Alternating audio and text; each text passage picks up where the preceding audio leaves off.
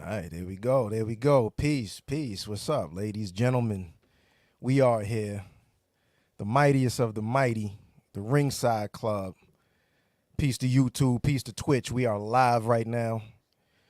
We have a special guest in the building, but before we go around and do any introductions, like we usually do around this time, we have a survey. So, survey question this week is, with the WWE draft starting next week, Friday, next week on SmackDown, wrong answers only, who would be your number one draft pick from the roster, from the active WWE roster? Who is your number one draft pick? I'm going to say Naomi. She's on the roster currently on the website, but just because I want to see them hit her music and nobody comes out because they didn't cut the check. Book. Shane McMahon's quad.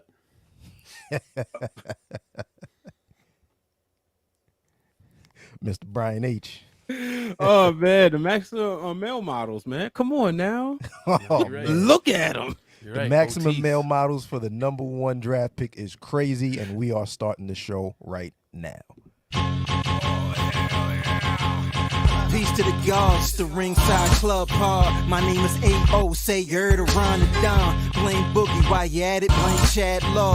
K-Fabe is dead, break the fourth wall. Whatever style, whether it's lucha or strong style. Come through the venue, fly, burn the bar down. Back to the pad, chop it up for the par. Ringside Club, intro to the squad as the show starts.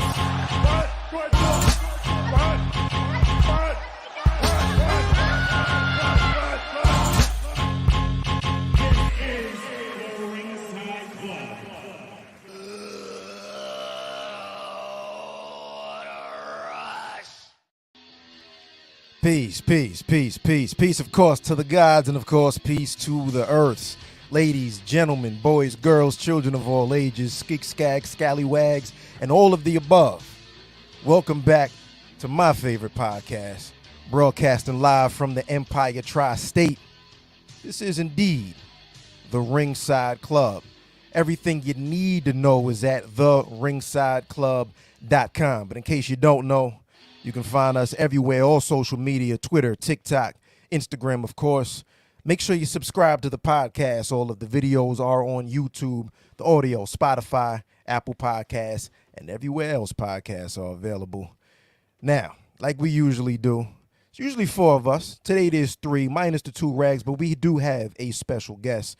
Before we introduce that guest, let me let you know that I myself, tonight, I'm sponsored by Caffeine and Benadryl. Peace to everybody out there with amazing allergies going on. They took the W this week, but if you don't know my name, of course, usually passed around the dime, but we are now passing to, are you the reigning champ this week, sir? Still your reigning and defending RSC PPV predictions champion of the world, Craig. Yeah. Champ is here. You know, Look what you did. it's everybody's favorite scapegoat. Hailing from the Caucasus Mountains. It is a fantastic day to be on the Ringside Club Yes, sir. podcast. We welcome our friend Brian H. Waters, man. What's going on, brother? What's Ladies going on? and gentlemen, the Brian H. Waters. Now, before I let this man that took his time out of his day to say another word, let me introduce that man properly. Breaking Through Glass Ceilings podcast, Wrestling Realm podcast. He's on the Ringer, producer over there, plus co-host of Wednesday Worldwide, produced the Ringer Wrestling Show, The Masked Man, Cheap Heat, all of the above. Met him over there at those Wrestling Girls anniversary show. I have a million thank yous. Our guest this week, Mr. Brian H. Waters. What it do, sir? Welcome to the show. What's going on? Appreciate y'all having me. A true honor to be here, man. First of all, I gotta give credit where credit's due. I'm a big theme music person. As somebody who was a church drummer, I ain't gonna say I'm a percussionist because I can't read music, but somebody who's a church drummer, I used to Keep also time, though. right. And a lot of times I would imitate what I would hear. So I would try to play Razor Ramon's music. I put a couple clips on my TikTok where I was bored one day years ago, and I was like, I'm gonna play the wrestling music, but y'all theme music. I'm like, oh yeah, I like that. Like I'm ready to go. Like that's what you need before the big championship match, big championship bout. Need some good music, and that right there is on point. Appreciate it. Shouts Appreciate out it. to AO, man. Yeah, man, you know, I do my little 1-2 thing here and there. Speaking of 1-2 things, literally on the 1s and 2s this week, one of the GOATs. I Yes, know sir. you're one of your favorite. If that is your favorite, the Hitman Excellence Bret of Hart. execution. Excellence of execution. Literally on the 1s and 2s. DJ Look, I Hitman feel Hart, at man. home. You got Brett on the 1s and 2s. Bull got the 2 gorgeous belts, right? Right. Like those are like people say, what's your favorite, right? I always say it's the Winged Eagle and the Big Eagle. Like so. Before, when we graduated from Morgan State University in 2013, myself and the real Dwayne Allen, we call ourselves, we was going to shock everybody. This was the plan. I'm going to tell everybody how he kind of went off the plan a little bit. We met the night before. I said, bro, look, we got to wear the belts under our cap and gown. And then when we walk across stage, we're going to show them off. So I get to campus, right? And I'm in the car and I'm like, ugh. So he decided he wanted the Big Eagle. I said, all right, cool. And I'm gonna wear the Winged Eagle. So I'm like, good. Yeah, I'm good. I get to campus. He walking around there, already got the belt out. I said, well, shoot, I'm pull my belt out. So then we put the belts on underneath. And then when they said the School of Liberal Arts, that's where communications department was. All of a sudden, you see now people, if you've seen Dwayne's 6'7", so he's already gonna stand out in the crowd. So he pulls out the belt. I pull out the belt, we raise it, and then people sitting there, you know, it's graduation. So some people sitting there outside with like drinking, got liquor, all that, right? We was, you know, we ain't none of that. And it was like, y'all had the belts on the cap and gown? Like, yeah. And so my sister said, she in the audience, she said, Brian and Dwayne really brought belts to graduation. I'm like, yeah. And the problem is somebody got a photo and we can't figure out who, because we seen it circulating, but you know, it wasn't like nowadays where literally people, because it's stories, so people's taking a picture of every single thing. Yeah. But somebody has that photo, and I think we might have found. I gotta find it, but it's literally a picture with both of us with the belts. You gotta post that. Once you find it, put that up. Put that up. You go there for the championship ring, and you brought the championship belts with you. Yeah. Word up. Yeah, man. So we're live. Peace to Chad, of course. Peace to Ron. I think Chad might do a run-in. Chad usually is from the car phone anyway, so there's no telling. Where in the world is Carmen Sandiego and Chad Law? We don't know. I can't wait because I was listening to y'all last week while I was getting ready to go to church. Perfect segue. Perfect segue. I was getting ready to go to church, and I was listening to y'all. So I, you know, and I was like, okay, I can't wait. Yeah. All right, so I had to go to church after that conversation. Yeah, and just cleanse. Just cleanse. Let's get right into it because last week we talked a little bit about, now I brought up something. It was partially due to like wrestling gossip fatigue. I was just tired. This is like Vince McMahon is back and he's ruining everything and blah, blah, blah. I'm like, I want to talk about what happened between 8 o'clock and 10 o'clock. Whatever was on TV is all I want to talk about. Rumors and all that's cool. Right. But let's actually talk about what was on TV. So I started talking about for those who missed it real quick, how Orange Cassidy is a better champion than Roman Reigns, and who is possibly going to lose their title first between MJF and Roman Reigns. We were split. Half of us said MJF, half of us said Roman Reigns. Who did you say? You gotta pause there for a second. Yeah. This is a completely ridiculous conversation we were having. Absolutely. We acknowledge that. Yeah. Just like we acknowledge Roman. Right. But at the moment, the conversation was pretty dope because we were able to compartmentalize how ridiculous it was and just take it for what it is and take these small factors, apply them to the situation and be like, all right, well, match these two up. Sheesh. I don't know, man. Orange Cassidy's looking like you don't need as much help as Roman. Hello. I don't know. But I did say, I don't believe Roman needs the help. He's just getting it. And that makes him more of a dastardly heel. So it just kind of works into it. That's fair. That's fair. All right, so two-parter, Brian. I know where you're going with this, but two-parter. The first question is going to be, who do you think is better in ring? Kayfabe only, but who is better, Orange Cassidy or Roman Reigns, and why? Roman Reigns, he believable. I believe when he hits, they hurt. I believe when he goes for that Superman punch, it hurts. You may expect me, I'm supposed to believe a guy who tucks in his hands and does small kicks, and that's supposed to take me down. And then he running around. First of all, if I see somebody running with their hands in their pockets, I'm sitting up here trying to tell my 13-year-old son, stop putting his hands in his pockets when he walks because he can't catch his fall. Right. So now I see this guy running like that. I'm supposed to believe that he can beat somebody? No. Could just trip him. But you look at Roman. He went toe-to-toe with the beast incarnate and lived multiple times to fight another day. Orange Cassidy would get tossed around. So, and the spear, like we've seen the spear in so many variations, but the idea of brute force running from somebody's shoulders into your gut hurts. Yeah. So yeah, I'm going with Roman Reigns. Okay. I respect it. Question 2, related to Roman Reigns. Now here's where the controversy started. You, and I quote, not the brothers at the Ringside Club saying Roman will lose the title before MJF. Very divisive conversation. Very, very. I've peeped a couple shows. You believe that Roman is at least going to hold the title through WrestleMania 40. So how do you see his reign ending? How do you see it continuing this year? And who do you think is eventually going to beat Roman Reigns for that title? For a while, I said the person wasn't on the roster yet. And at one point I was crazy enough to believe, but that was when I came out of literal depression. I was crazy enough to believe there would be Braun Breaker next year at SummerSlam, but I don't think. Yeah, I thought Breaker was going up, but then he plateaued. Right. And you can't really help for telling the weather at the time. If the trajectory looks like it's about to be something, it is what it is. You know, looked like he was going to the moon for a minute. Exactly.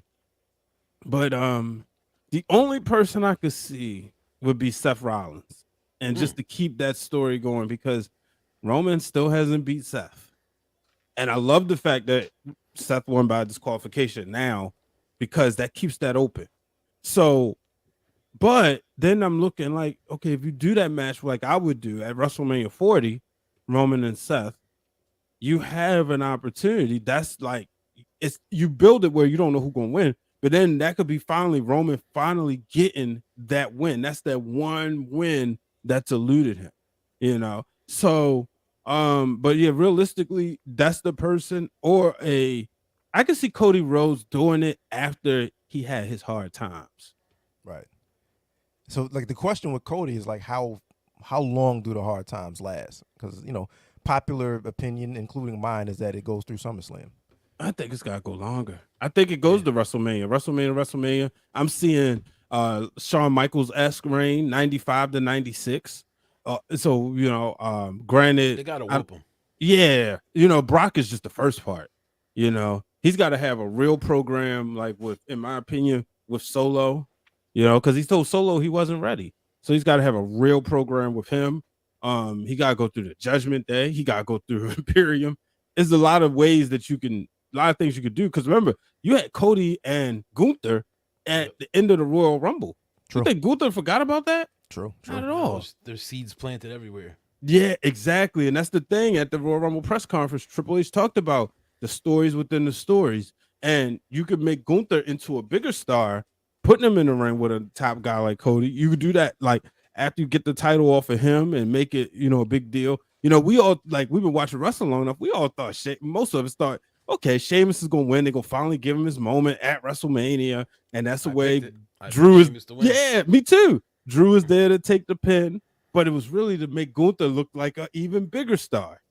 And to piggyback off what you're saying, referencing Shawn Michaels, Shawn Michaels held the IC title down. Yeah. So give the IC title to Cody, even if Cody were to beat Gunther first. Let's say Gunther was his final test before Roman again, and he won the IC title before he won the real championship. It's that would be a pretty interesting tour too. You actually brought up something that a lot of people forget about, because people forget that Shawn Michaels won the IC title after challenging for the WWE title at WrestleMania.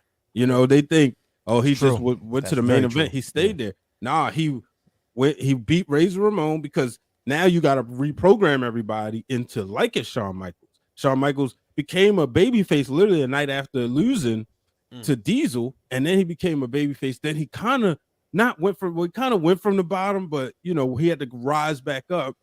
And then he won the IC title, he won the tag titles, and next thing you know, he was world champion. Very interesting to hear Kevin Nash talk about it too, because he mentions with his like kinship with Shawn, how winning the world title was so much more important to Shawn than it was him. Yeah. He's walking around with the belt and he's like, I don't really care about this thing. Like, this is cool. You know what I mean? I'm glad I did this. Meanwhile, Shawn's like, I need that belt off you, bro. What the hell's going on right now? Right. We talked about music, right? So I was playing gospel quartet for about 18 years, right? There was one anniversary. So like in music, every year in gospel, you have an anniversary, celebrate, whatever. There was one year we had a bass player that I didn't like playing for us. I made the mistake of listening to the podcast that talked about the 95 Shawn Michaels. They talked about how he ran circles around Diesel on purpose in that match. So let's just say that Sunday evening, when it was time, I wanted to test the bass player. I wanted to see if he could keep up. And motivated. That motivation. Right music, you're supposed to stay in the pocket. Not you me gonna chase day. me, brother. Bingo. I had a goal and I reached it. My goal was to make him put his bass down because I knew I'm already 20 years younger, so I know drum wise I can keep up. I can go, and in church music you playing fast songs. That's cardio. That's cardio. Yeah, Shout out to brother Hugh watching because he would be on camera a lot of times getting those clips. If you see me on the drums. And so I was like, but I went into Shawn Michaels mode, and I'm a Bret Hart guy, but on that day I went into Shawn Michaels mode. The evil consumed you, man. Yeah.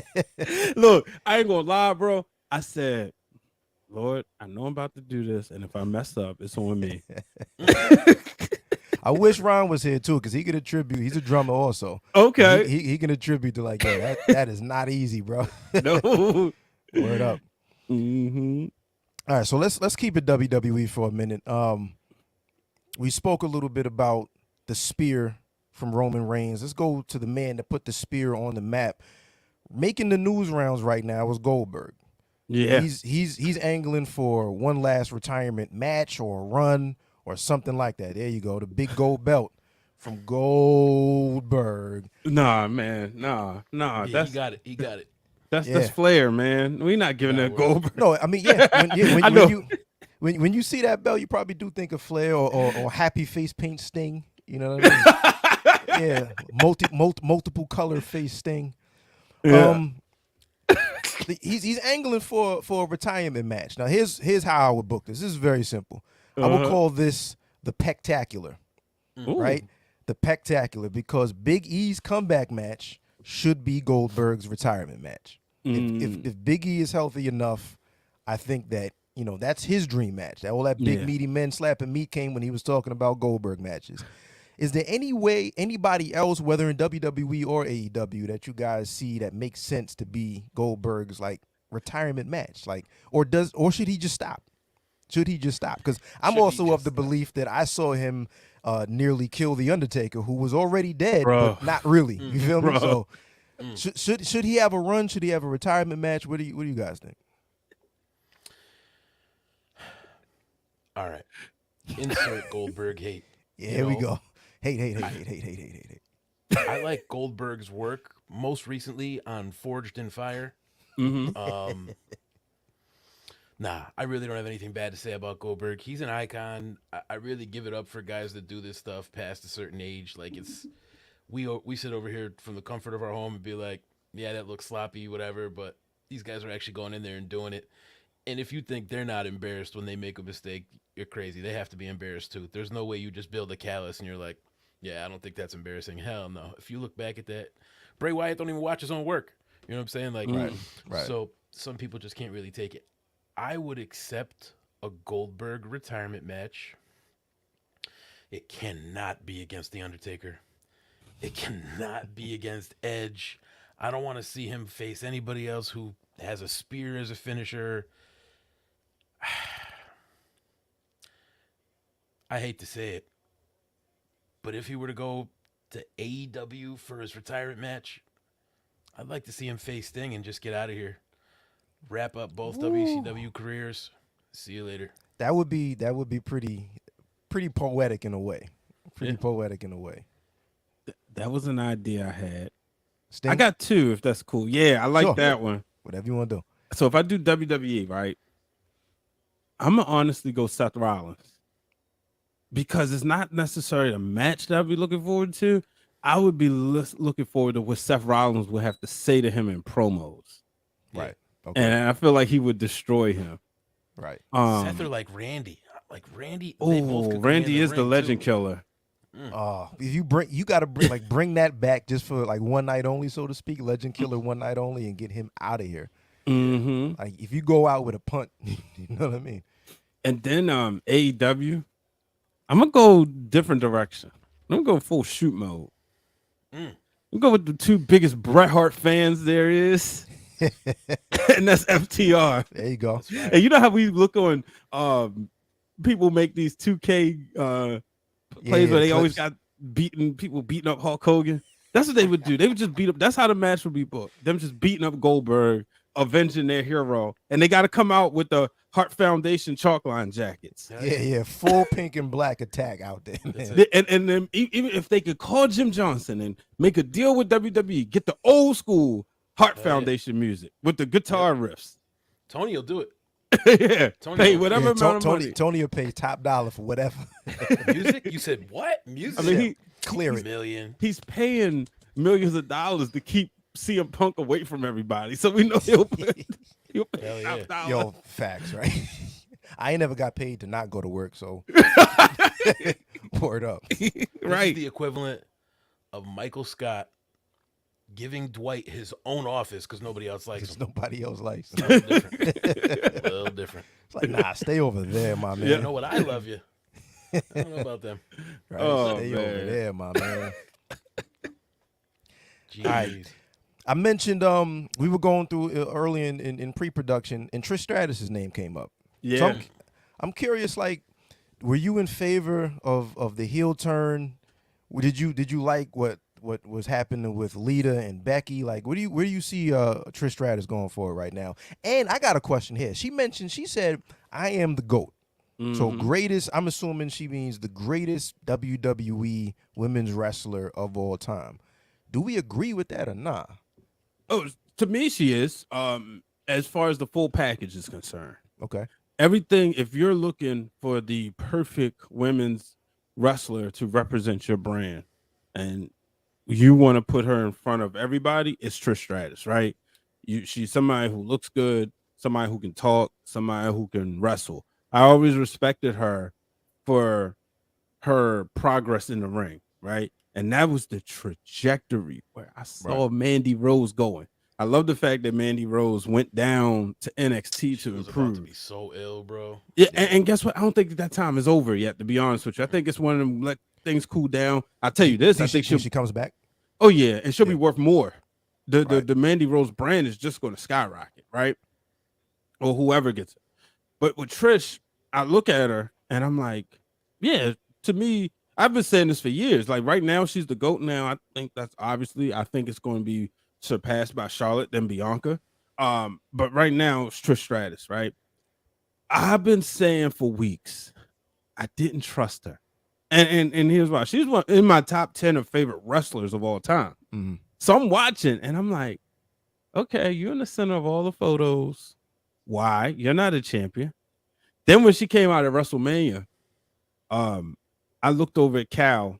I looked at Krista B. I looked at Queen P. I said, y'all, Trish got on a hat. She got that cowboy hat on.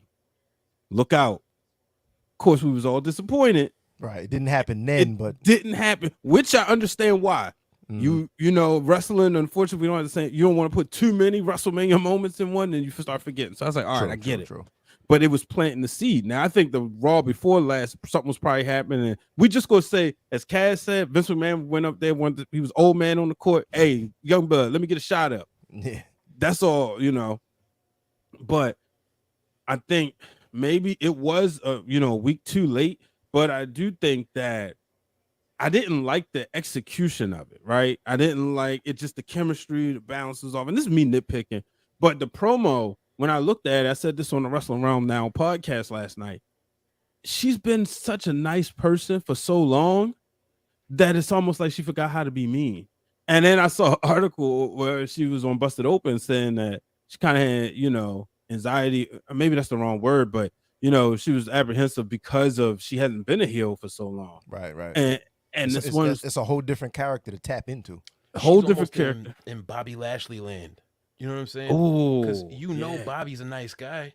So Yeah. it's like if I see Perfect Bobby analogy. running to the ring, going, ooh, I know he really ain't oohing inside. Yeah, That's just yeah. all a game. You know what I'm saying? So it's like, And the thing with her is different. I think the promo would have hit more if she was standing face to face with Becky or even Lita. I think because she was doing a monologue, that's what made things different.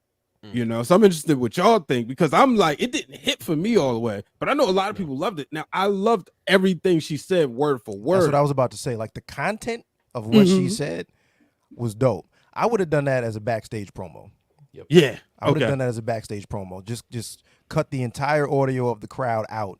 Like I wish they do that more often, either like a backstage promo or even if it is going to be outside, just like a designated area where it is like, this is the interview area and this is our interviewer and they're going to ask you questions. But I think like backstage promo without the crowd, because like they started doing the what chants and all that, and even subconscious, it's distracting.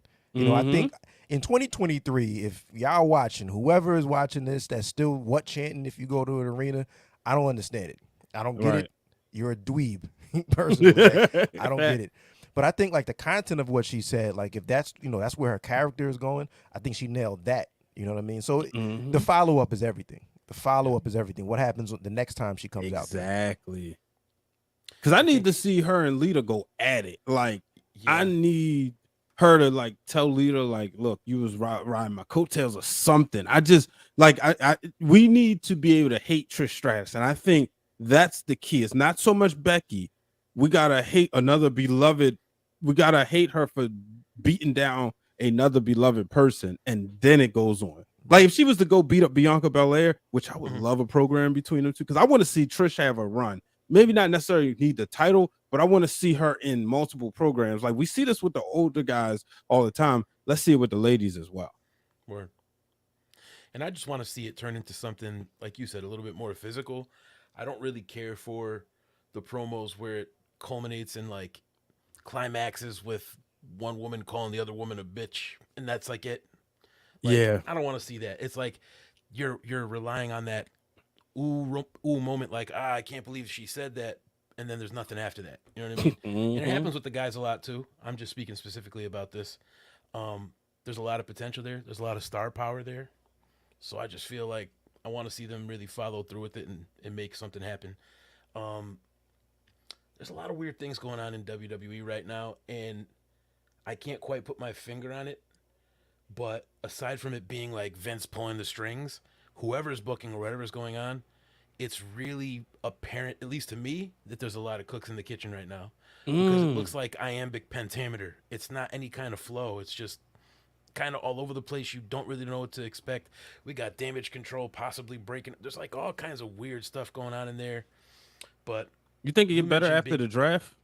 Yeah. Oh God, yeah. We're gonna see where the vehicle's going after the draft. I think that's a big like segue point. Like we're about to go from here forward after the draft for sure. I think this is all filler, to be honest. Until then, there's probably some seeds being planted, but for the most part, it's frivolous weeds. And it's interesting too, because like the draft, the date for the draft plus the Money in the Bank. Backlash is all coming before we get to Money in the Bank, but it's within the same month.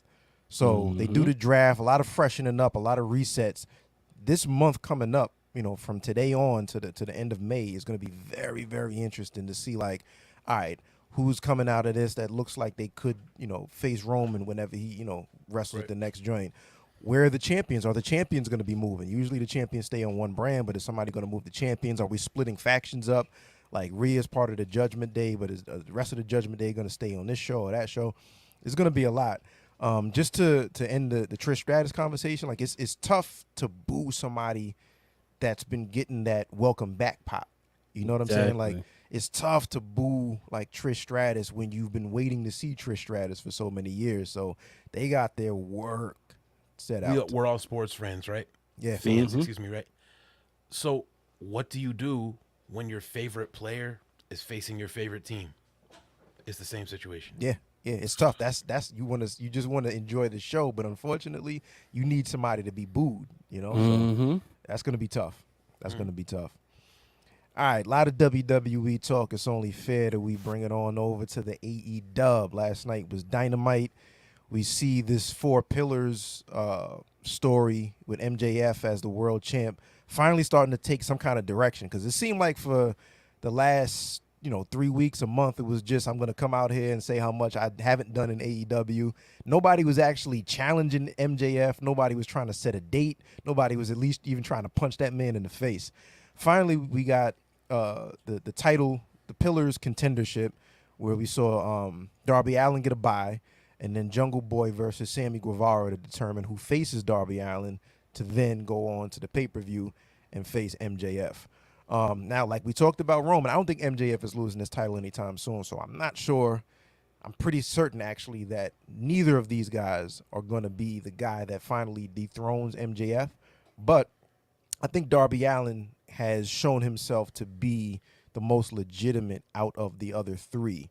Like, I think he's probably the most ready and the most easily to believe, easier to believe. Because, like, I look at Sammy Guevara. Sammy ain't it. I look at Jungle Boy. Jungle Boy could be it in another couple of years, but he ain't it either. You know what I mean? Like, it just wasn't hitting a lot of times. So Those two guys have too many restarts. It's like Right. the Nintendo messed up and pull out the cartridge. Yo, you I'm hit not that doing right this. on the head. Right. See, Yeah, that's why I like this show. it's the You hit Ringside it- Club, baby. You hit it right on the head. That's what I couldn't think of it. Yeah. Why those two? Just ain't hitting. they've had too many programs that didn't hit home, and we're all sitting here like, what's going on here? Right. But Which is like the overall vibe in AEW, period. Yeah. But that's a much big. We can get in that conversation right after you this. know how much, me personally, I was not into Darby Allin when they were throwing Darby down steps and all kinds of stuff. Yeah, yeah. I'm like, what is going on here? Like, what? I don't want to see this. Like, I just want to see legitimate, believable wrestling. Let's make it happen. And as these guys have learned, Brian, I've had to kind of broaden my horizons and stop being such a jerk. But I'm very picky when it comes to wrestling because we fell in love with it when they were threading the needle and there were real stories like going throughout our shows, and we had something to look forward to. And you end on a high, you don't end on a low, and you keep them ready for next week, and you start on a high because you ended on a high last week. Yes. All that stuff. But I will say it's super interesting to me, and I want to see, because we did have that take where it's like, yeah, none of these guys are winning. I want to know who's going to be the focal point, as far as who's going to get the rub off of this, like who's really going to be put over in this, because we know it's ultimately MJF, but who shines as well. And if that's Darby, so be it. I think out of all of them, I see Darby with the belt more than any of the other ones, and that's really hard for somebody like me to say who was never really a Darby fan. He kind of won me over, so. I think, like, just real quick, because he's been the best on the microphone out of the three, and he's the most. He's you can tell by who actually gets the response from the fans. He's genuine, bro, and Right. his fans are genuine. They Yeah. really like that guy. It's You know what I crickets mean? with Sammy Guevara on that last segment. It was crickets with Sammy and crickets with Jungle Boy. Yep. Yeah, Jungle Boy looks bland to me. Like he looks Yep. like if we're in high school, the girls only like he looked like he's friends with all the cute girls, but he's not Right. dating They none would of never them. date him. Right. Right. Sammy looks like the jerk, and Darby, man, Darby looks like it's hard, but like he's making strides of improvement, Mm-hmm. and so I could see him just on that. Like you said, he has a connection. The issue I have with him is he a world champion though? Right. Right. Like, can you see him on? They got a relationship with Turner, like they under the Turner umbrella, right? So you think about who you can put on the TNT shows, like the Right. NBA shows, right? The NHL shows. Can we see Darby Allin on those shows? Can we see him at the World Series? Now he has the advantage that he spends the most time with Sting, so he's learning a lot. Mhm. So I'm interested to see what happens. I think he's out of most of them, but I do think, and I didn't see it in this person before. I think the person who would ultimately take it from MJF, I'm just mad that they gave us the match already, is Ricky Starks. If you want to stay young. Now, me personally, I'd probably put it on a veteran before I go to Ricky Starks, because you need some more familiarity. Like, to me, it should be Adam Cole. That's who it should be. Like, Adam Cole is one of the people. He's money. We had a whole ROH conversation before. He was their champion before. If he was in WWE right now, there's no doubt about it. In my opinion, he would be either Number one contender he is, or he would be in a blood feud with Austin Theory. They would be like your Triple H Rock 98. So you got a guy like that on your roster. To me, he should be in this situation because he already proved that he can draw, but now it's like they kind of, I don't know, but I think it's either him or Ricky Starks. Yeah, I think personally Adam Cole also. I think like when he came back, you can tell by the way they're positioning him on the All Access show. There's a lot of focusing on him and Britt's relationship.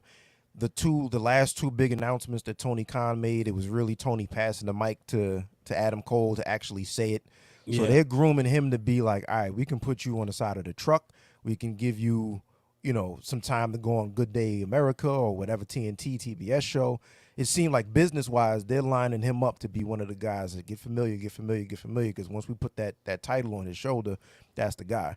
Not so bad for a shorter, smaller guy, Exactly. Like he's not built like any of the gentlemen on your shirt, AOL, that's for damn sure. And peace to Black Wrestling, by the way. Yeah, you know who drew that? My homie Nolanium. Yeah, word. Dope artist. Fire, bro. Yeah. Did you see did y'all see the meme that went around that talked about Adam Cole when he helped Keith Lee? And they said, yeah, maybe this is the long-term vision, because it was all the rumors that. Oh, yeah, I did see that. He's gonna be the manager in WWE. Yeah. And so I just thought that was hilarious. But now you say something as far as he's concerned, I'm seeing it like that's your next top baby face. And if anybody's ever like met Adam Cole, he's like one of the nicest people in the world. Like him being that's what makes him such a good wrestler, because the fact that he could turn on that heel persona and be believable, where he is a naturally nice person. Like I got a chance to talk to him a little bit at Wale Mania and catch up with him for the first time in like over a year, and seeing like him and Britt, they can be your number one heel, number one babyface man and woman. So I'm hoping that's where we get to. I would honestly rather get there sooner than later. MJF's run, as much as I wanted it, it's not. I know it's still early because it's that first title run, and historically those first title runs outside of Bret Hart, Shawn Michaels, outside of Bret, Shawn, Seth Rollins, usually it's hard, right? And I'll even throw Kofi Kingston in there too.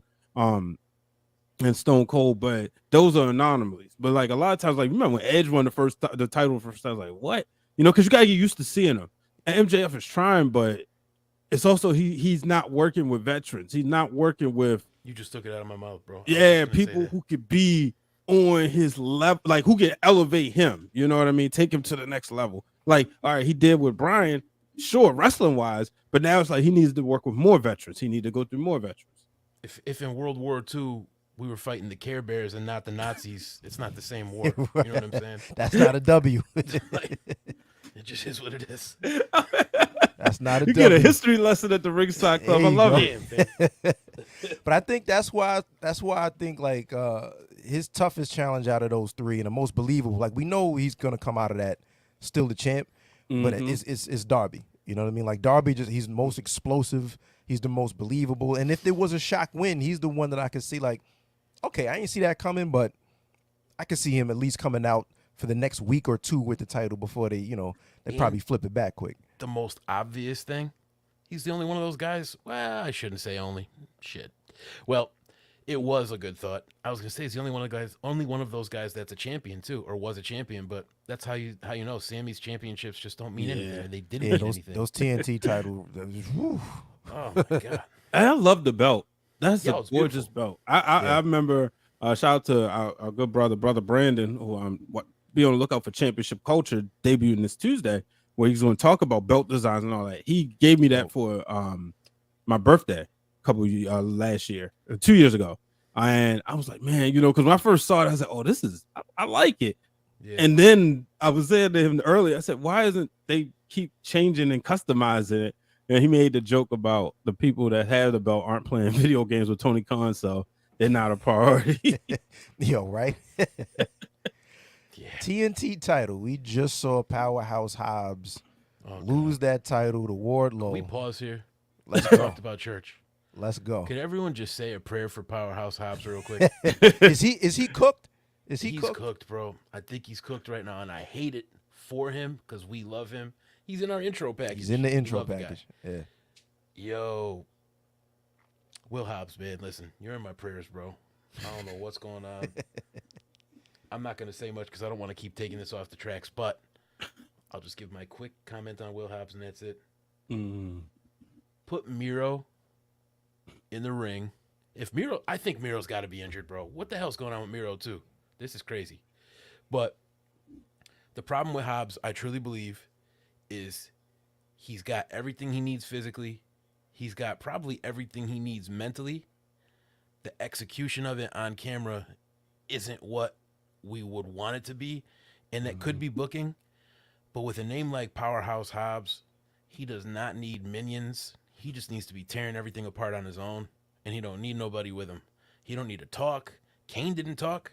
Paul Bear didn't even really talk that much next to Kane. Kane just started dominating. We need to see that from Hobbs, and we need to see it against believable people. You don't need to go on a Jade Cargill squash run of all indie wrestlers in the East Coast. He needs to beat people that we believe he could beat, and that we believe that they could actually put a fight up with him too. You know what I mean? So there's just so many factors there. You definitely, I'm tapped out. I can't even. I'm gonna just get mad. I gotta ask you a question, man. You remember when Mark Henry said the light bulb went off because they played a trick on him, and he said he started destroying everything in sight. I love And it. Yeah, I do remember that Oh, I story. love Mark Henry. So I just immediately felt like him for a second. I was like, yo, I would be really that mad too. And Vince McMahon told him, Mark, he said he thought he was about to get yelled at, get in trouble. And he was like, Mark, That's what you need to do. yep. He said that we gonna make a lot of money that way. Is that something? I know we don't want to always go into the stereotypes, but like you said, the name is Powerhouse. Do we need to see him get real mean? He's a nice guy, so it might be a little tough, but I don't think he no chump. So is that what we need to see? I think they had it. I think he was already doing it because, the dope thing about Powerhouse Hobbs is, in the ring, all of his offense looks explosive. He follows through on those clotheslines, those tackles, those body the spine buster, everything. He puts a little bit of extra mustard on it, and it always looks good. To me, they literally blew it. He was getting cheered naturally, right? All of his cheers and his crowd response was organic leading up to that first match with Wardlow for the title. And then all of a sudden, we have this QTV thing where everybody that surrounds him is like a comedy character. Nobody takes QT Marshall serious. Cornballery. Yeah, There's just no need for it. You definitely didn't need to do that. I don't even think he needed to be a heel. I think you just go with whatever the crowd response is and kind of go with that. And at least for that match, he was being cheered. He was getting real organic responses.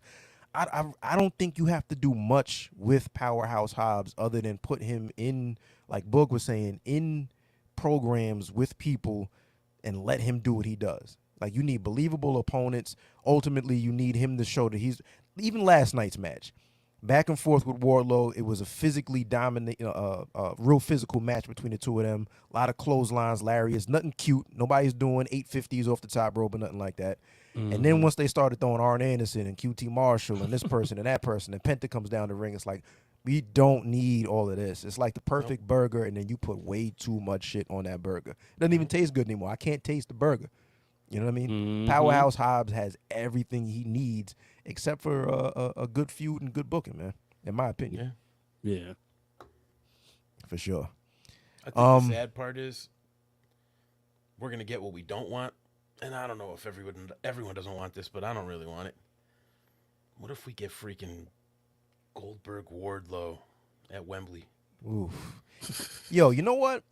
If Hobbs goes over, which I assume he would, I'm cool with it because that's a hell of a feather in his cap.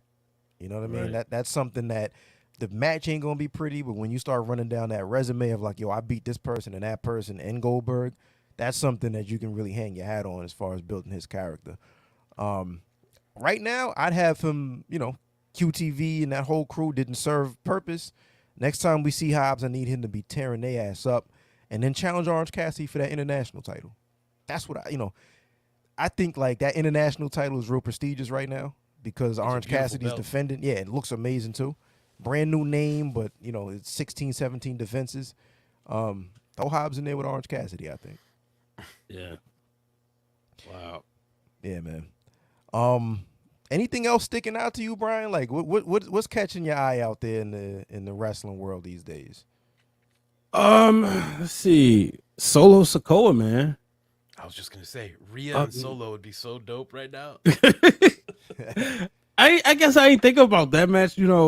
Rhea's doing her thing, especially like I think we're gonna get, Zelina Vega gonna get that opportunity for obvious reasons. Yeah. But I mean, it's crazy because you look at like the look that they had, Rhea and Solo, because they're both essentially the muscle of their groups. Like, yeah, Priest is still finesse, right? Yeah. And yeah, Rhea true. and Solo just like those the ones you gotta like get to calm down. So I don't necessarily need the match between them two, but I definitely like the stare downs and the teasers. Yeah, keep But butting heads. yeah, I would like to see the Super Bloodline Judgment Day team, not that's just like as allies, and because I think right now the Usos are kind of kept on their toes, and I would love to see the Usos regain the tag titles. I know some people are saying, well, what's the point?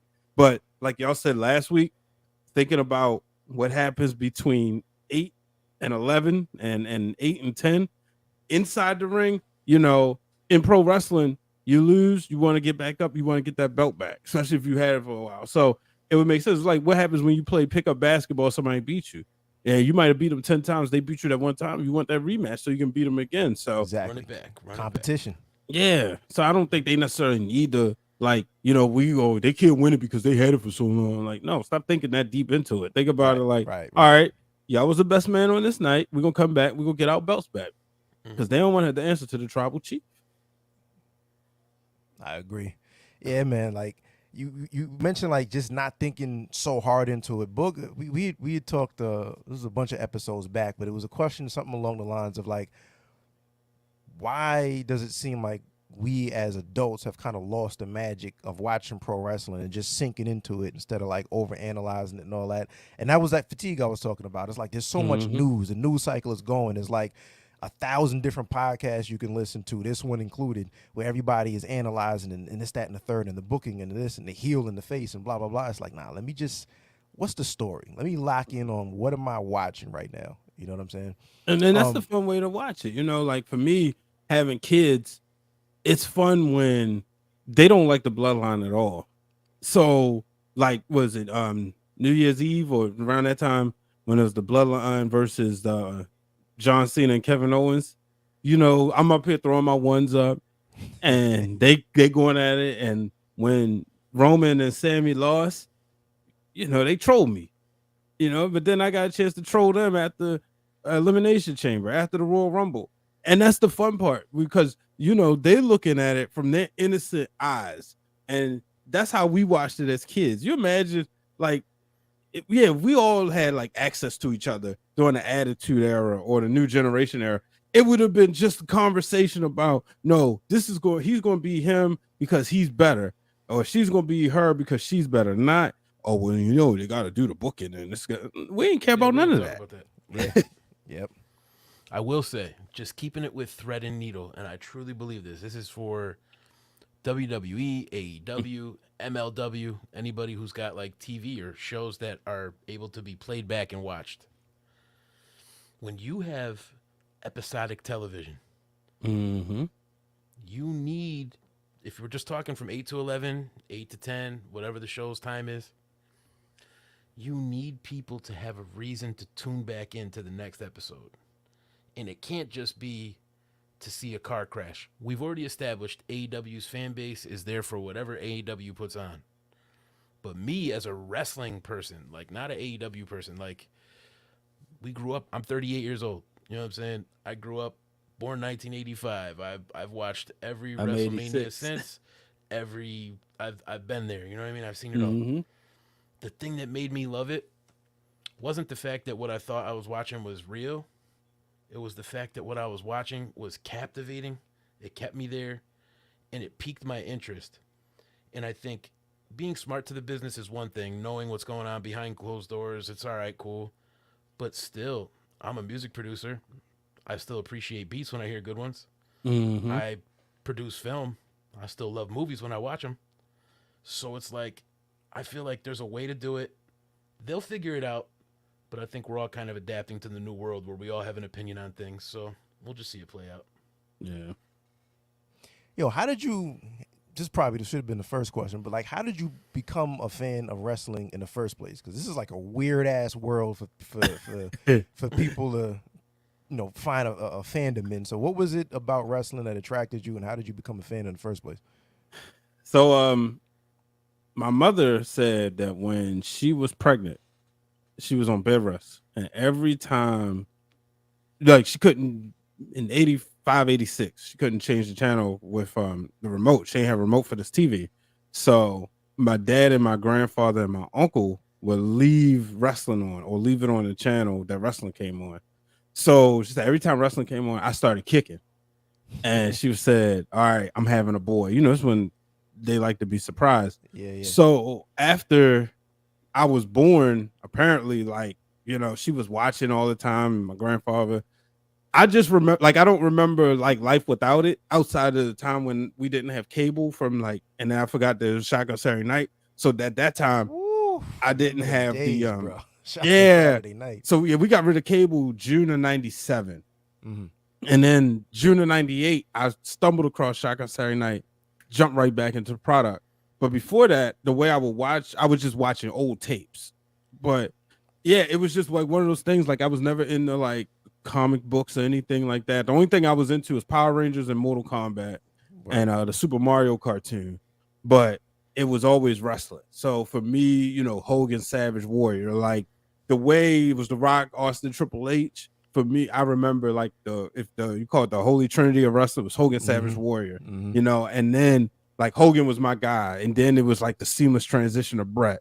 So I always said like those are like equal for me, where it's because it's like a difference. Like one is like a toddler, adolescent, the other was like adolescent going into teenage years. So right. It was just like one of those things I just picked up. It was always like it was a family thing. Like I remember WrestleMania 6, and it's the last WrestleMania I watched with my grandfather because he was gone by the time 7 came along. But we was leaving church, and he had told my dad, like, nah, Brian going with me because we're going home to watch WrestleMania. And he was describing the crisscross between Hogan and Warrior. And then when we got home, I remember, got to my grandmother's house. I remember like it seemed like the whole deacon board was in the room watching WrestleMania when we got there. And then there was, times where like my uncle would always like record it and, give me the tape. And it dawned on me like, oh, wait, he's giving these to me. Or if I don't give it back, he won't ask for it. So I started keeping them. But yeah, that's pretty much how I got into it, just literally from birth. That's dope, man. Yeah, those origin stories are always interesting. Like I think I've been watching since probably like kindergarten. Was there ever a time that you like fell off, that you stopped watching and then came back? Just that period. Just that year. Yeah. And like I said, that was just the current product. And you know what? Probably a lot of the early stuff from a lot of the stuff from summer of '96 is like sporadic. Like I was watching that because Sean's it was reign, habit. Right? 96? Yeah. During that time, I was watching a lot because of habit, but I was getting heavy into sports because I had started playing baseball in '95. So now I'm like learning the game of baseball, then learning football and basketball. So like I'm looking at stats. So I would turn Raw on, but then flip to the Orioles game, or turn Raw and flip to Monday Night Football. So that was around the time, but that was probably like the downish period. And then I would say the post ruthless aggression era, like around time, like from maybe like 04 to 08. I call it the forgettable period. Like I'm watching, but that's the time where I'm like going to school, college. Yeah, moving around. Yeah, and I'm not creating content about it yet.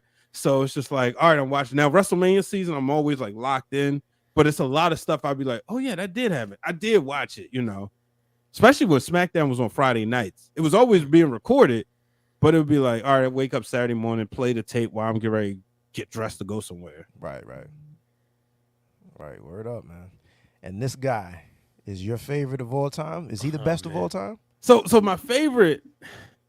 So if I don't go with nostalgia, my favorite is Daniel Bryan, and that came from the leading into the Yes movement because I felt like when I was watching this, felt like a connection, right? And I was like, yo, this is the man right here. And like when he told his story about he was over a friend's house and his dad had wrestling on and it just hooked him. And then he went and just tried to find like all the wrestling tapes at the local Blockbuster. I was like, yo, I can relate to him. Like, and then just following that whole story. But then like for me, like it's Bret Hogan. Like it was always them two equal, not one or the other, because like they were my superheroes. Right. I didn't, like I said, I didn't watch the comics, so I ain't, had no connection with Superman or Batman. It was Hulk Hogan and Bret Hart. Yep. Yeah, it was always Bret Hart for me. Yeah. I met him when I was younger, and it was like a crazy experience in my life. Wow. My uncles worked for like a food delivery service, a frozen food delivery service, and they would always get tickets to wrestling. And so I went to a local promotion in Connecticut, like a house show. Okay. I met other guys. I met Mr. Perfect, Nice. 123 Kid, Yokozuna, Big Boss Man. I met all these guys when I was a little kid, right? We're all eating Subway sandwiches like this is normal. You know what I mean? Yeah. And Mr. Perfect squeezed my hand mad hard because I've always been a big dude. So as a little kid, I'm like the biggest kid in the room. And he just shook my hand and he squeezed it mad tight. And he was like, "Don't be a bully. It's not cool. All right?" And I started to go to walk away. He didn't let go of my hand. Wow. He's like, "Nah." I said, "All right." And he looked at my eyes. I was like, "Yes, sir." I was like, "Okay." I let go and I walked away. That's amazing. He's in my top 10, so I love this story. But then my Brett story, I've already told these guys. Brett and Owen were, feuding. I forgot what year it was. 94? Yeah, so my dad brought me to, and I would have been 94, 9 years old. My dad brought me to an autograph signing. People wrapped around the building at a car dealership. We finally get to the door. As we get to the door, Owen kicks the door in from the backside, starts to go beat up Brett, takes the title, hits him with the title. Oh, this is at an autograph signing. This is not televised, nothing. And I had no idea what this was. I'm like so amazed by all this. Seconds later, I'm like next to Brett. He's letting me hold the winged eagle. We're taking pictures. He's signing, whatever. I don't have the pictures. They had like their own photographers and stuff. But yeah, I met Bret Hart while he was my hero. Like that doesn't like get lost on me. That was one of the craziest things that ever happened to me in my life. Man. Yeah, one of the best ever. My personal favorite wrestler ever, and I will include nostalgia, is Jake the Snake Roberts, because there's nobody like him. There's literally nobody like him. There's no gimmick like that. It was one of the most unique things we ever saw. It always had you on the edge of your seat because everyone's waiting for the snake to come out of the bag. But right, that's probably it for me. It's funny. Jake gave me my first wrestling heartbreak when, the first time I was like, when the snake was Macho Man. Yep. Yeah. And I remember sitting in my grandmother's room. I want somebody help this man. Exactly. What's going on? That snake is huge. That's a crime right now. Yeah, because I was talking last night on Fan Club. We was talking about wrestling heartbreaks. My daughter's first wrestling heartbreak, what was it, 32 seconds, 26 seconds, Bianca Belair. She I could only imagine. I didn't even think about the kids' reaction to that, man. Bruh, that must have been full room of friends. We watching SummerSlam, big SummerSlam party, and that happens. It took the air out of her. Like what? And then my daughter's sitting there, and she's confused. She's 6. She goes, "So she's not the champion no more?" And I said, "No." So like, I was at WrestleMania when Bianca got it back, and my daughter was over my parents' house, and the funny thing is, my mother like puts on Facebook that she hears my daughter in the other room watching the match, and she goes, "Yes, come on, come on, come on." So she was like, "It's like Brian is here." And so when Bianca won, the first thing I did was FaceTime her, and she's like shaking the iPad. I'm like, "Look inside the stadium, you can see your girl won." And I didn't even think about like a delay or anything, like if I ruined it. But that was like, the moment. But yeah, it's funny, like you said, these stories. Like I got a chance to meet Brett at a baseball signing back in 2012. And shout out to Dr. D of the Daryl Johnson Productions. Legend. Yeah, he had a media pass. And he helped me jump the line. And he's like, he's like, Brett, yeah, take care of my guy Brian. And he signed my winged eagle. Fire. So it was like I started to post that picture, it was trending, like post a picture with a wrestler, but I went with the Sting one instead. But it was cool. Like that was the only time him and Matt Hardy, for some reason, where when I met a wrestler, I was like, because I was like, this is the winged eagle belt. He said, the Divas belt? I said, the winged eagle belt. He said, oh, heard they getting a new belt. And I don't like that spinner belt. And I was like, it's not this one. Yeah. Sign this one. This is Who's been your favorite wrestler to meet or interview for work? Oh man, that's a difficult one because like everybody's like, for the most part, everybody's like real cool. I think Bianca jumps out the mind just because like it literally. So let's see, the Ringer sent me to Survivor Series for Brooklyn, and we didn't interview her, but we were just sitting there having a casual conversation. But then there was WrestleMania, SummerSlam, and this year's WrestleMania, and it's like she's been on the like. I'm like, is she gonna be sick of the Ringer? But she's been real cool. Big E was hilarious. I think Austin Theory, especially because we got to party with him in Nashville afterwards. Just ended up on the rooftop and like we gotta have a conversation. Like y'all would love him because he's a music head. So he had named like Evan Mack had asked him like his top, like his Mount Rushmore of Atlanta rappers. He didn't name T.I. So I was like, yo, Austin, you like T.I.? So we had a quick conversation about that. But it's probably amongst them. You know what? For the sake of the moment, Cody, because even though like I was producing immediately after his match with Seth Rollins, this is his night. He's back in WWE, and mind you, they're bringing like all these documentary cameras, which they ain't getting none of them. Like they had it just for Cody. I was hoping like they would catch the shoulder to the shoulder exactly. side, something. Like, I had a plaid shirt on that's like very memorable. Like I mean, a striped shirt, like you would know. Like, and I was hoping they would catch me as Shoemaker, but they didn't. But what was cool about it was like he comes in there just humble, like, hi, I'm Cody. I'm like, of course I know who you are, but he's like doesn't take himself too seriously. And so yeah, he's probably one. Yeah, he's probably the one. That's what's up. Word up. Yeah, man. Got anything else booked? We pretty much covered it. The only thing I really wanted to talk about, which is kind of rumory, just kind of give our 2 cents. And I don't know what your exit survey is, but my question for everybody is, do you think Punk's coming back or Punk's not coming back? I think he is. I'm not sure what there's a couple different ways. Everybody's like, all right, CMFTR versus the Elite. What I think would be interesting is very, very simple. Hangman, so we saw the Elite, Takeshita came out to make the save, right? Don Callis brought him out, so he has to help the Young Bucks, which is 2 people, Kenny Omega, which is 3, Takeshita's 4. If we build to like a Blood and Guts and they do a 5-on-5, that's where Hangman Page fits in. Versus the Blackpool Combat Club, which is only 4 people. You want to shock the world and shake some things up? 5th member. Who's the 5th man? Punk. Joins the Blackpool Combat Club, Blood and Guts. Book it. I like that. Book it. I like that. And see, I don't know if y'all got a chance to check out what was it? Yeah, on The Masked Man, earlier, like this past Monday, Kaz actually said he would make Punk and we did a reaction on. They said what he would force Punk to team with the Elite to go Well, against the yeah, I Blackpool did. Combat Yeah, Club. Now which would be me, interesting too. Yeah. yeah, to me the money is if you can't get Punk and the Elite to get along, I want to see Punk and Bryan. I got to see it done right. So that was the match I wanted to see at WrestleMania 30 for the championship.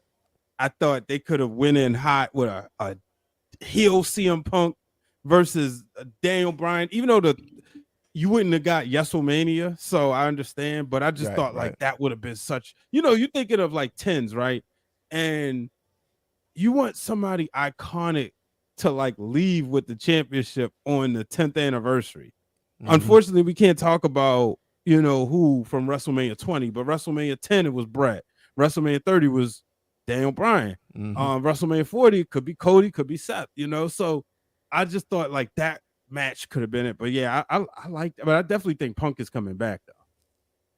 He's signed. Yeah. He wants to wrestle. Like you said about Naomi, he's on the roster. Right. Yeah. That's what it is.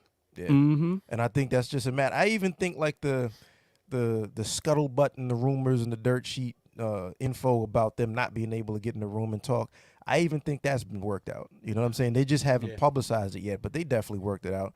Like these guys, people get in the fights at work every day. You know what I mean? And what happens the next day, you come to work because that's where the bread is buttered. You know what I mean? So I think there's too much money on the table for them guys not to figure something out. All the players involved really love wrestling. Right. They'll do what's best for the business before they even do what's best for themselves at certain times. Yo, you hit it right on the head. It's funny, like, so not to be a snob, please don't take this the wrong way. But y'all know, y'all been doing this long enough. You can't talk wrestling with everybody because everybody thinks they know more or whatever, right? But like, I've been in, like, this is like one of my favorite shows I've been on because it's like just a fun conversation about it. Nobody trying to put a book in, nobody trying to complain about the product. We're literally just having fun talking wrestling. And you said something that like I've been saying all along. Real Dwayne Allen is saying all along. They love wrestling. These people do what they can. You never trust somebody like a Jericho, a Kevin Nash, Think about Jeff Hardy, right? Remember when 2017 Jeff Hardy told CBS that the Hardys had signed with Ring of Honor. And then this was, and I remember vividly, I'm on my way. This is my second WrestleMania. On my way to the stadium in Orlando. And I was like, oh man, Hardy's done re-up with ROH. Mm-hmm. What happened that night? The Hardys came back and blew the roof off of that place. Right. Completely unexpected.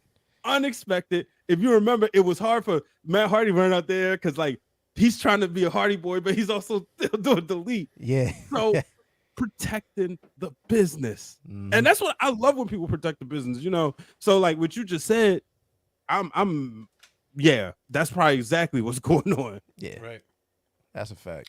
I'd rather be worked, man. I hate the fact that we even know the terminology. I tell these guys that all the time. I don't care what a work and a shoot is. I just care that it's good. You know what's so funny? I got a funny story if y'all don't mind. So my friend Amber, shout out to Amber Rodriguez, who retired last year, right? Back in 2020, January 2020, as a matter of fact, it was the day before Kobe died. She was wrestling in that's my favorite basketball player of all time. Yep. She had a match, right? So it's me after the match, we went to go get something to eat. Me, my friend Marin, and me and Marin was working together at Johns Hopkins, and we was down in New Orleans area for a conference, and it happened to be the same weekend. So I was like, hey, you want to go to this wrestling match? And it's funny when you go to wrestling with non-wrestling fans, especially indie wrestling, because they don't know nothing. And so like she was like, that's not Roman. Right. And she goes, why are they wearing thigh highs? I'm like, that's boots and knee pads. I was like, oh, they do. But we in the wrestling circle, we in a bubble. So after the match, we ride me, Amber, her ex-husband, and Marin, we all in the car together, right? So this is the first time me and Amber seen each other in like 6 years. So we catching up. we've talked obviously, but first time seeing each other, so we talking like all the stuff in wrestling. So we're just going back and forth with terminology.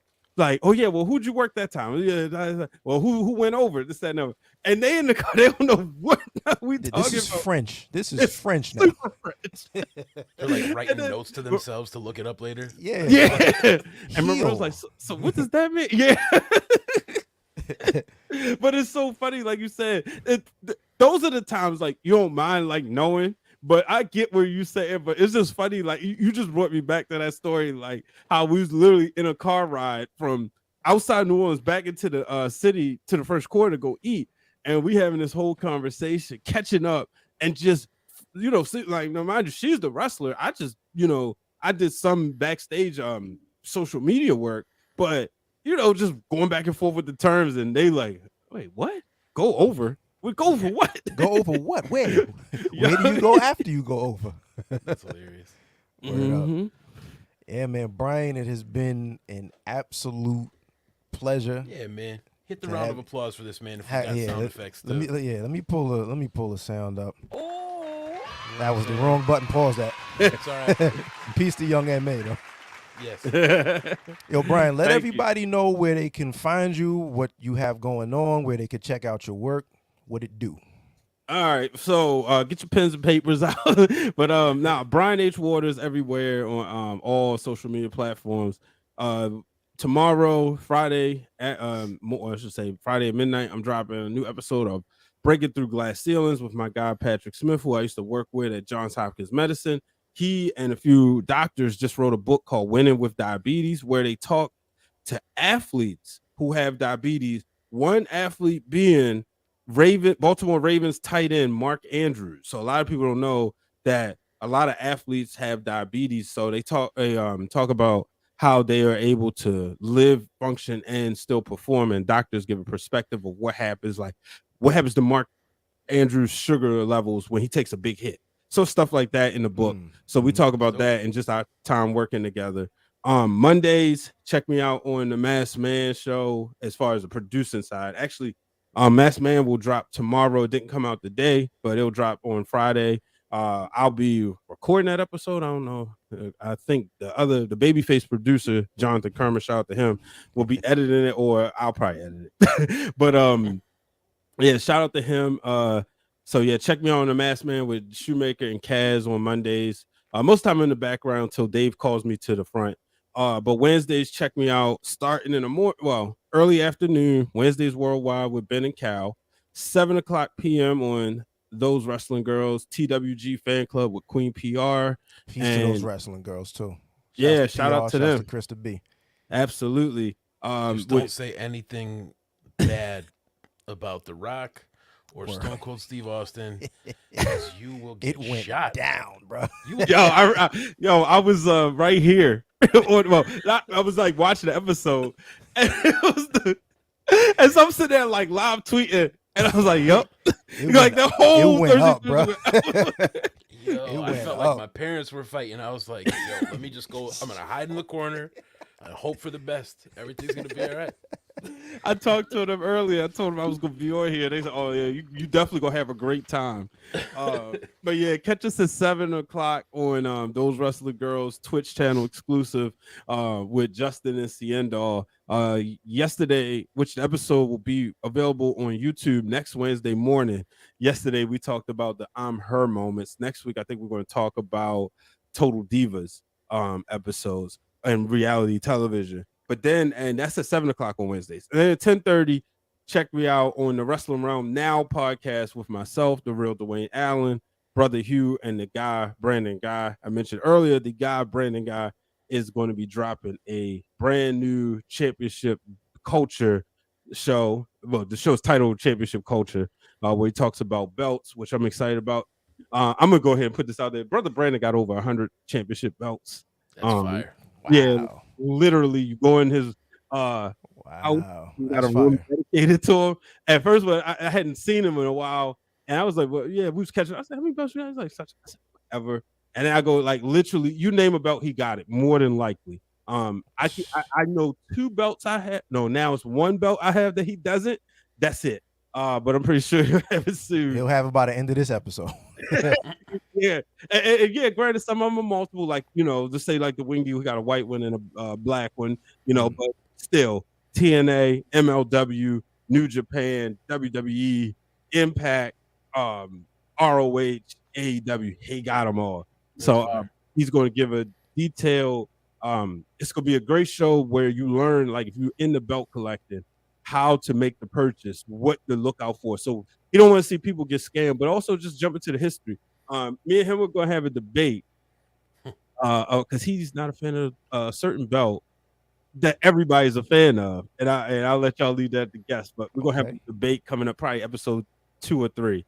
But yeah, check it out there. And then also this Tuesday will be the first edition of Breaking Through Glass Ceilings with New Projects. I just recorded the episode earlier with my friend Danielle J. Martin, who she was a broadcast journalist into hard news. She's made the transition to radio hosting and hosting a finance show. So she's gotten out of the news business, transitioned into finance and being on air for that. So that's going to be a great conversation. I'm looking forward to that. So yeah, and then also I got one article in the Ringer I did right before WrestleMania that dropped on ringer.com.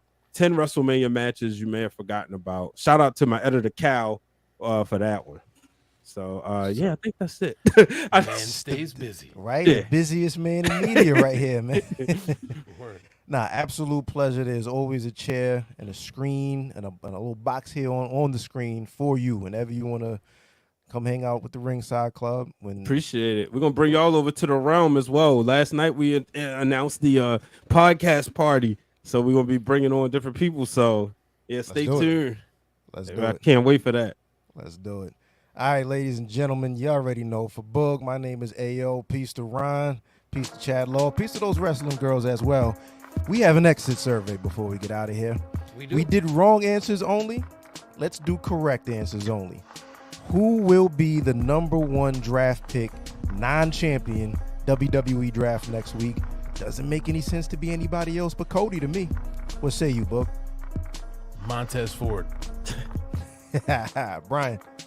If it can't be Cody Rhodes, it's got to be Seth Rollins.